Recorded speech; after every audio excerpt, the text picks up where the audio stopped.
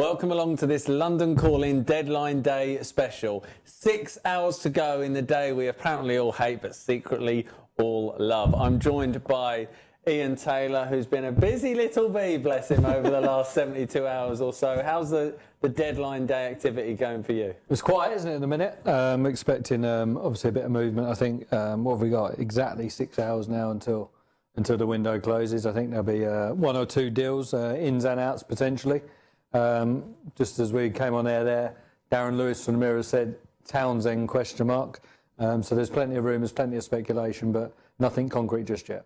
Okay, and I suppose as has often been the case, there's a lot of reports going around, and it can be difficult for the club not to make any official comment.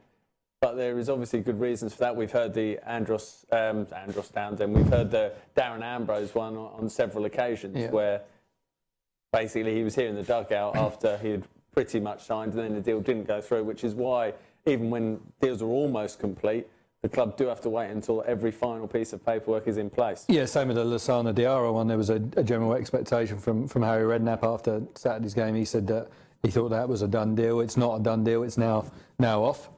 So, yeah, you do have to wait until that final piece of paperwork has been submitted before you can announce any deals. OK, over the course of the next half hour on this London Calling Deadline Day special, we'll be bringing you the latest news that we can regarding transfers, in, out, speculation. And we'll also look back on QPR's first Premier League win of the season, first win of the season, full stop. It was a very much welcome victory as well, wasn't it, against a good Sunderland side who came on the back of 2 draws against West Brom and Man United. And I would argue a fully deserved 3 points for QPR. Yeah, it was a good game of football. I think the first half we were absolutely excellent, bar maybe the first 5 to 10 minutes where we didn't quite get out of our stride. But after that, we were on the front foot. I thought Much, Fair and Barton, that midfield trio in there, did very well, dovetailed very effectively. And it was nice to see Hoilett and Phillips having a big impact as well, just coming in off the wings, playing just off Charlie.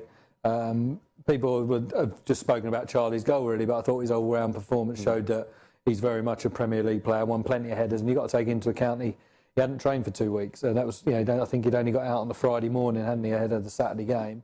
And Friday morning is generally just pattern of play. You don't do too much exertive stuff. So he did really well. And, a good all-round performance and a good win. And credit to the back four, as it were, as well. And Rob Green, because Rob was called upon on a number of occasions. I thought Rio showed his class alongside Stephen Corker.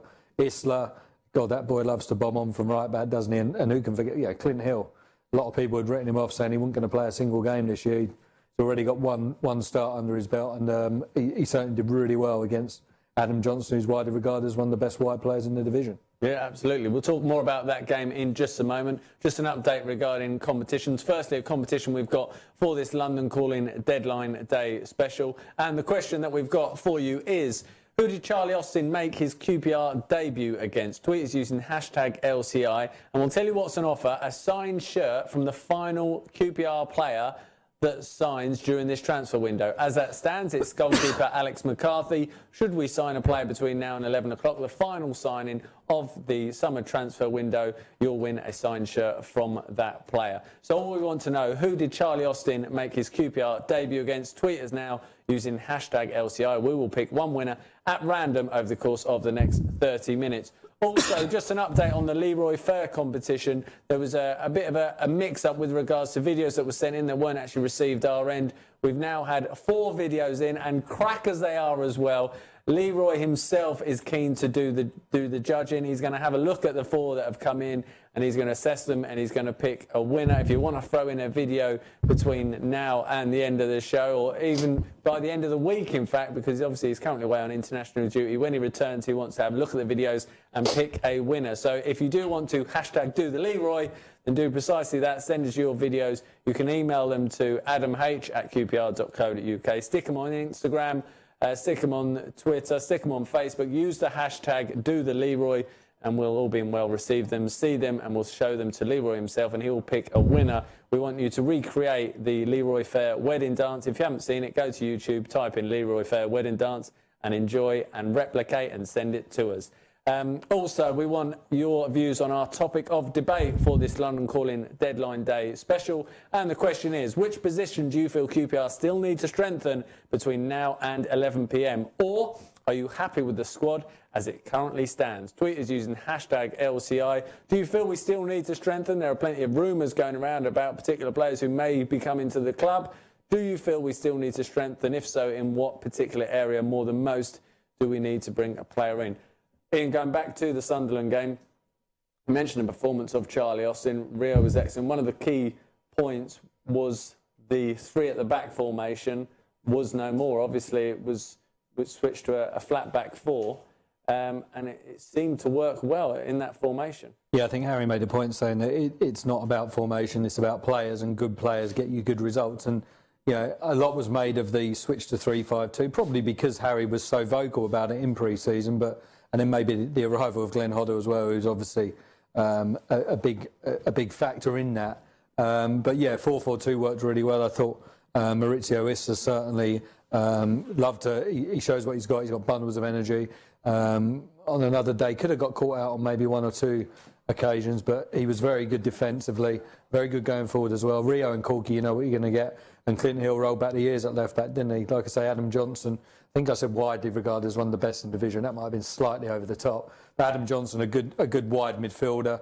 And Clint didn't really have too many issues with him.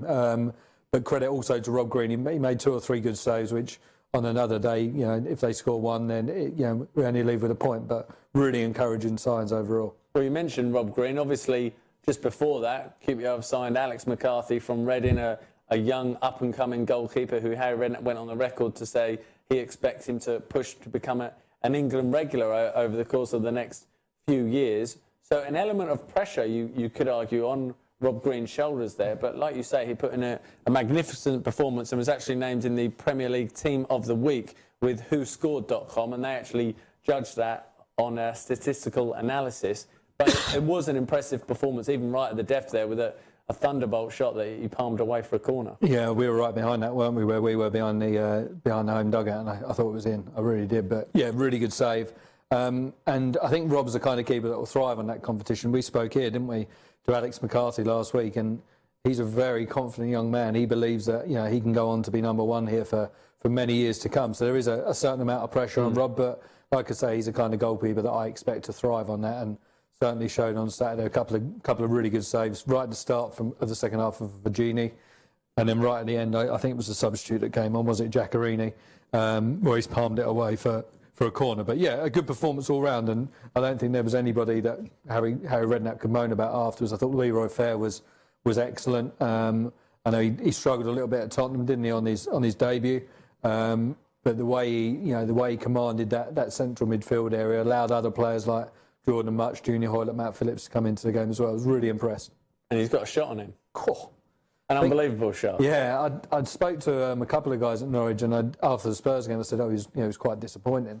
And they said, well, just you wait until he gets going. He said it might be that he smacks one in from 25 yards to get him going. He almost did that, but it didn't seem to affect his game. He just continued to go from strength to strength. And regardless of that shot, it was an unbelievable performance. It wasn't just, that was an unbelievable shot. His all-round performance was outstanding, and he seemed to work well playing just off Charlie Austin. And also, it makes you wonder again about what Harry Redknapp's going to do with regards to formation, because it was a 4-4-1-1, but Harry has said on a number of occasions he likes to have 2 out-and-out strikers on the pitch wherever possible. So there's going to be a real selection headache for Harry Redknapp in what he does in his midfield if he does want to get a second striker on the pitch. But I think you need that in the Premier League. I don't think you can get away with having a wafer-thin squad. I think you need strength and depth.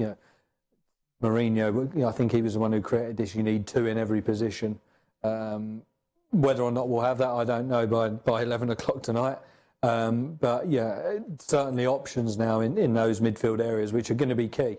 Yeah, you talk about the options that QPR have got, and we've got obviously the squad as it currently stands in terms of players in different positions. Obviously, Ali Fowler, it's an awful situation for him that he's obviously picked up an ACL injury for the 3rd time in 3 years, which is just horrific luck for him. Awful. And we obviously wish him all the best in his recovery. But you look there in terms of options in the key areas. At the moment, it's set up with a 3 at the back formation, if you like, as that was the original intention from Harry Redknapp. He might go back to that, he might mix it up, but if you look across that, there are options in all areas. Arguably, you look up top, and potentially that is an area where we we are like, particularly now with Loic Remy going to Chelsea. And yeah, and you could argue, obviously, Maurizio is at right back. Matt Phillips probably wouldn't be a right wing back. Sean Wright Phillips probably not a left wing back, but you have got that versatility in terms of where they could play. I guess you could argue Hoilett, Phillips could all play up front potentially. Adele as well, potentially as well. So there is vast options now within the squad, and we've got to remember it is a 25-man squad, isn't it? So there are going to be decisions that have to be made come the end of the month. Armand Traore is a player. He was linked with a move away over the weekend. Obviously, he didn't start here on Saturday against Sunderland. Is there anything you can update us on that? I don't think Armand wants to leave. I think he's happy here. He's quite content, and I think, from what I understand, it was a good deal that was on the table from Crystal Palace. But I think Armand's here. He's happy. He came on. He almost scored, didn't he? When he rounded, I think it was a good through ball from Bobby Zamora, and he just scuffed it wide with his right foot. But I think he's happy here, and I think along 6, just at 5 3/4 hours. But I think he's going to be staying put, which is good news, because I think he's really come on over the last 18 months or so. Okay, just a reminder of the competition that we're currently running over the course of the next 30 minutes on this London Calling Deadline Day special here at Loftus Road. Who did Charlie Austin make his QPR debut against? Tweet is using hashtag LCI to win a signed shirt from the final QPR player that joins the club in this transfer window. As it currently stands, it's Alex McCarthy. Will that still be the case at 11 o'clock tonight? You'll have to wait and see to find out. The 4-4-2 formation certainly helps Matt Phillips and Junior Hoilett, doesn't it? Because when you go through at the back, Hoylett's almost battling for the number 10 role, and he's up against Jordan Much, Leroy Fair, arguably Eduardo Vargas when he's available. So suddenly there's 4 of them fighting for that one position. 4-4-2, he's almost got that left-sided position his own. It's between him and Armand. 4-4-2, 4-3-3, it gives them both a licence to float around a little bit as well, swap flanks at times. I thought Matt Phillips did really well. He's probably, especially in the first half, I thought he did excellent. It's going to take him a while to get up to full speed because he's missed a lot of games owing to injury. But he does look like he's finding his feet again, finding his form again, and I think it's a big season for him and Junior Hoilett.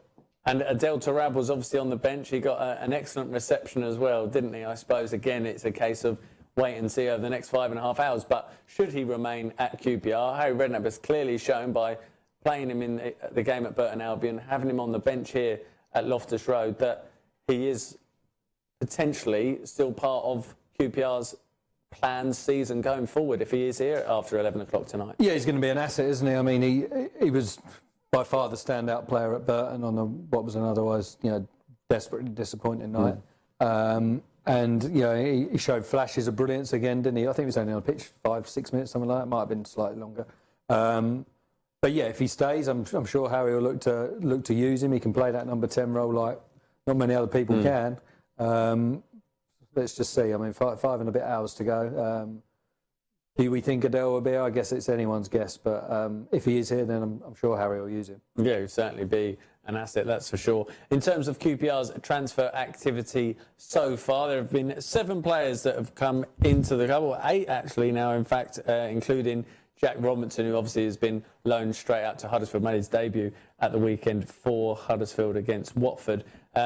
But yeah, if you look at the players out list, that is quite incredible when you read that. 21 players have left the club, be it players' contracts being up or returning to their parent clubs. Yussi Benayoun, Andy Johnson, Gary O'Neill, Aaron Hughes, Stefan Mbia, Luke Young, Hogan Ephraim, Angelo Balanta, Tom Hitchcock, Esteban Granero, Julio Cesar, Danny Simpson, Loic Rennie, Benoit Asuakoto, Ravel Morrison, Tom Carroll, Nico Cranchar, Will King, Kevin Doyle, Della Torre, Madiba Maiga. That is pretty incredible when you actually see it there in front of you. It's again a big change in the squad. It is an overhaul, but I suppose then you look and think, well, there aren't too many players there that have left that you would say needed to keep him for the Premier League. Yeah. No, I agree. I mean, it has been a transformation of the squad. Had we stayed in the Championship, arguably, almost certainly, it wouldn't have been as vast. No, and it's probably a good opportunity now to say, we wish Danny Simpson all the best. He was excellent. He was here for a year, wasn't he? He was excellent. Not only out there, but from our guys' point of view as well, from a media point of view. Oh my goodness, the phone is going. I think it's PPI. Hello? Incredible. I mean, he's our very own Jim White, isn't he? No, it's PPI. Oh, disappointing. Rubbish. Disappointing. The excitement level. Sorry, we were saying, yeah, Danny Simpson certainly wishing well at Leicester, obviously not too well, but wishing him well. But yeah, it's been a huge overhaul. Harry Redknapp keeps saying, and he said on Saturday, I sound like a broken record, but he's right. We had, I think, 13 senior pros when we returned for pre-season, which is not an excuse for a slowish start of sorts, even though I don't think it was that. So it was a bad performance at Tottenham. And Harry admits that tactically we got that wrong, not so much in the formation, but in terms of the game plan, we weren't in their faces. Yeah, he said that the plan was to stand off, but we stood off too much. But you could argue that we played very well against Hull, probably deserved at least a point, if not all three. But yeah, it's been a huge overhaul of players, as it has been at a lot of clubs this summer. I think Burnley, people always talk about QPR have signed X, Y and Z. I think Burnley have now signed 9 players, 8 or 9 players. Other clubs, another thing that makes me, there's been mistakes have been made here over the years. The owners have held their hands up, but you're not telling me if QPR had signed Esteban Cambiasso, like Leicester have this week, it would have been all, big spending ranges. What are they doing? And that seems to have gone unnoticed. Fair play to him. He's a good player. Yeah. But it's almost double standards. But that's the way football works. Yeah. But yeah. It does seem that over that period, QPR almost forged a reputation, which even though the policy has changed, the reputation seems to have remained. And yeah, it's like, Diarra, even though we haven't signed him now, he was a mercenary before he'd even walked through the door. And yet people don't know what the deal was. Yeah. People didn't know what kind of money he was on. People didn't even know the guy. But it's just the way that football works. And I guess you could argue that we're partly to blame for that because of the mistakes that have been made in the past. But going back to the squad, there's been a lot of changes, hasn't there? See, Tom Carroll joined Swansea this week on loan. Season-long loan. So he's back in the Premier League. But yeah, the majority of the players certainly aren't at the highest level in the Premier League like QPR are now, with the obviously exception of Loic Remy, who's gone to Chelsea. See, Stefan Mbia has rocked up at Sevilla. I think that was confirmed overnight. But yeah, I mean, I like the look of the squad. I'm looking forward to seeing Eduardo Vargas when we get his clearance, which I'm sure will be in time for the Manchester United game. It's an exciting looking squad with maybe 1 or 2 additions, and it's I think we've certainly got enough within the squad to survive this year. And it looks like Falcao will be making his debut for Man United, as well as Rojo as well. So I thought you were going to give an exclusive there that Falcao was coming to the Loft. A very interesting one. It will be. Let me just run you through these. You'll laugh.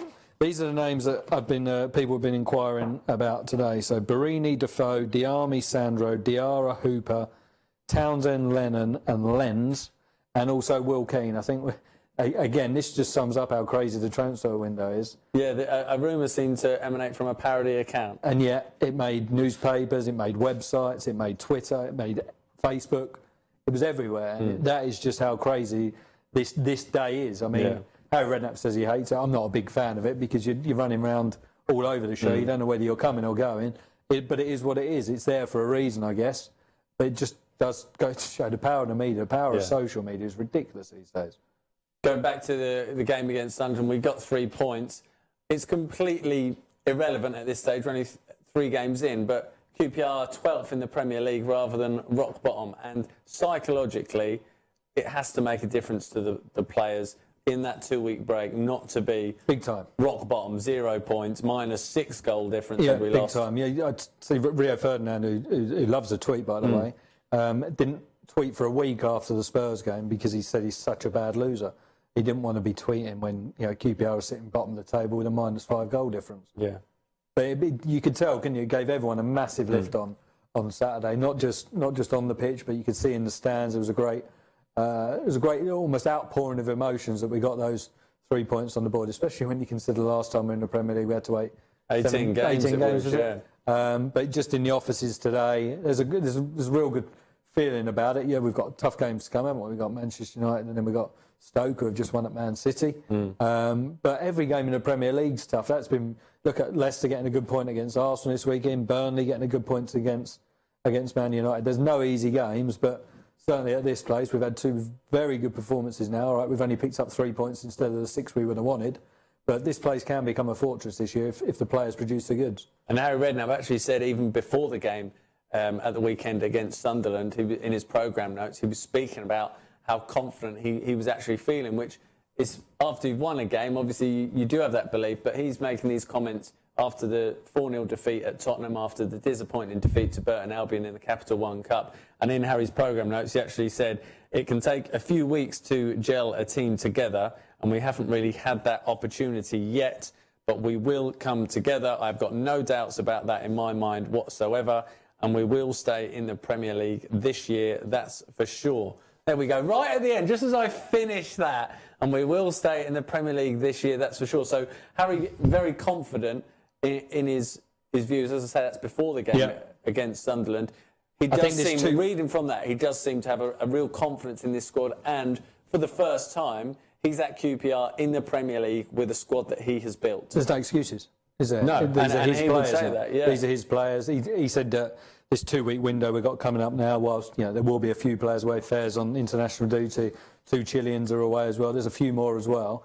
But he said this is the time now that everyone will mould together, and he said after the international break, you'll see a far better, more organised, more structured QPR side. And, you could almost see that there was more structure to our play on Saturday than there was the previous week, the previous Sunday, I think it was, at Tottenham. So it is a work in progress, but it's an exciting time to be a QPR fan, QPR employee. And there is a good feeling, and people are, you're paid to say this, you're the PR man, blah blah blah. All the players we brought in are the right kind of characters that you want. There's no bad eggs like you could argue there was 24, 36 months ago. They're all good guys. They're all willing to play for the shirt. They want to play for the shirt.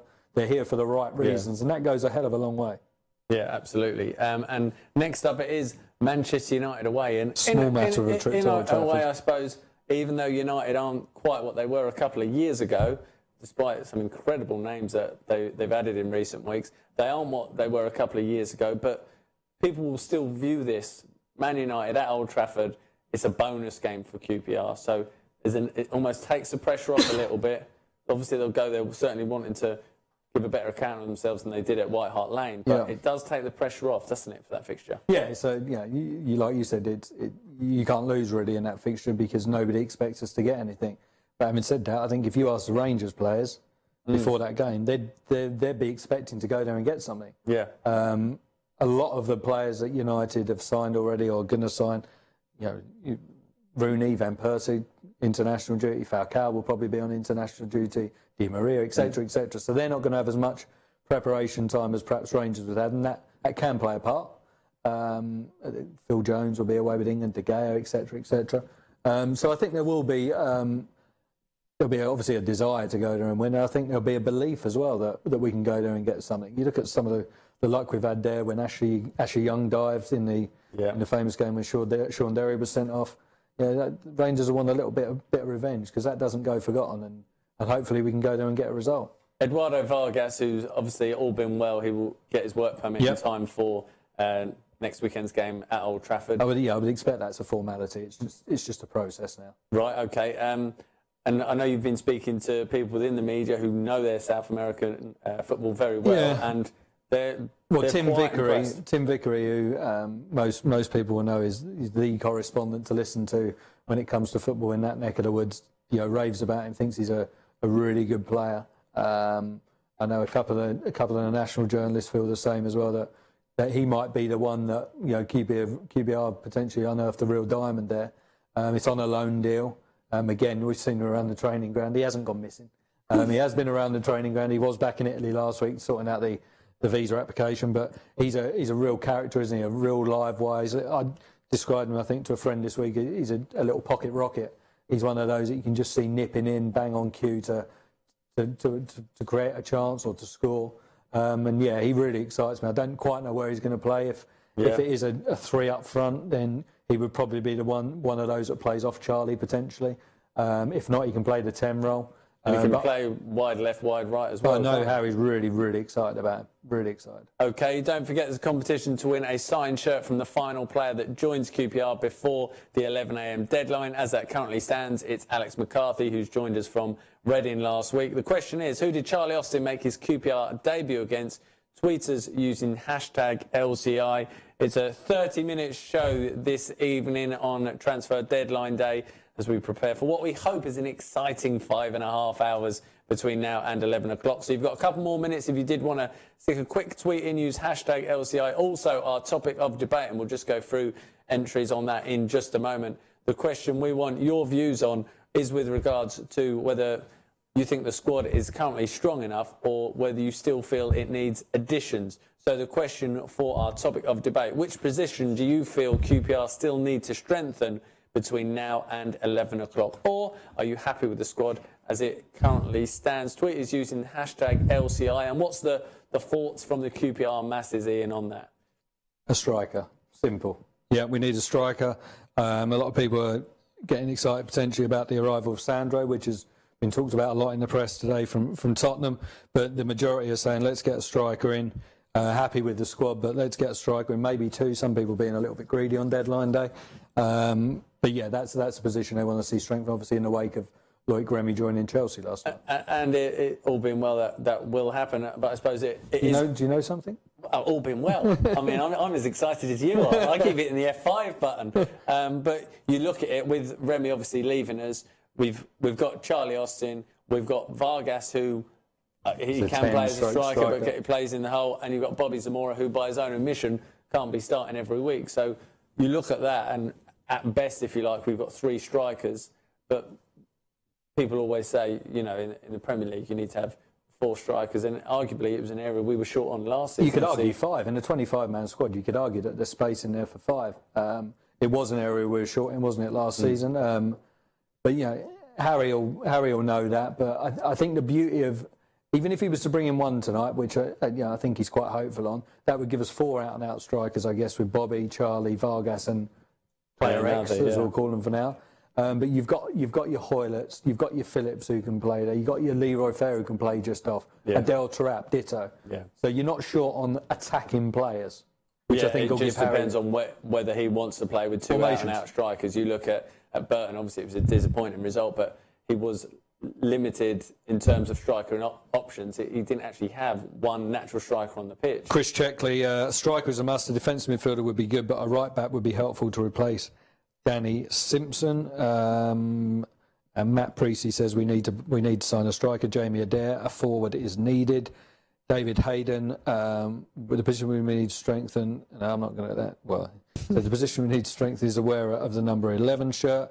Ollie Louise says 1 defender, 2 midfielders, and mainly 1 striker. So quite greedy from Ollie. Oh my goodness, just do 4 players in 5.5 hours. I think you've got. You're our very own Jim White. You're getting far too carried away on transfer deadline day. Ollie, just relax, have a cup of tea, just calm down, man. Jesus. OK, we're pretty much out of time here on our deadline day special. We've just got our competition winner to announce. Just with regards to the question, it was, who did Charlie Austin make his QPR debut against? Tweet is using hashtag LCI. We had plenty of tweets come in, and the answer was Sheffield Wednesday. Made his debut as a second-half substitute against Sheffield Wednesday, and then made a goal-scoring full debut against Exeter in the League Cup. I think he scored after about 2 minutes with about his 2nd touch in that game. Quite incredible. And it was a sign of things to come. He did ever so well for us, of course, last season getting 20 goals, and this season getting off the mark in that 1-0 win against Sunderland. And the winner of the signed shirt, it's a signed shirt by the final player to join QPR between now and 11 o'clock. The last person, as it currently stands, is Alex McCarthy, and the winner is... The winner is David, or his handle is @Swanee1882. So if you want to send an email into adamh@qpr.co.uk, and we'll let you know whose shirt you're going to win around 11:01 tonight. Yeah, absolutely. So many congratulations to you. And just an update on the Leroy Fair competition. We've had 4 videos in. They're absolute crackers.